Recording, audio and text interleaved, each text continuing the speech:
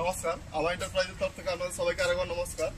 আজ আমরা চলে এসেছি পশ্চিম মেদিনীপুর ডিস্ট্রিক্টের রূপনারায়ণপুরে এসেছি স্যারের কাছে। যেমন স্যার, আপনার তো খড়গপুরে তো আমাদের আভা এন্টারপ্রাইজের থেকে ভালো ভালো শোরুম ছিল, বা আপনি খড়গপুর ছেড়ে আমাদের আভা এন্টারপ্রাইজে কি কারণে গিয়ে দিলেন?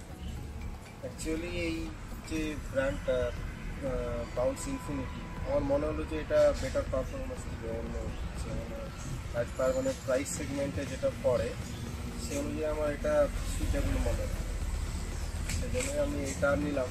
আর এর জন্য যেহেতু অতটাই ডিলার একমাত্র আপনাদের ওই আভা এন্টারপ্রাইজ, সেই জন্য আমাকে অতটাই যেতে হবে। আর গাড়ি তো চালিয়েছেন, চালিয়ে কীরকম মনে হয়?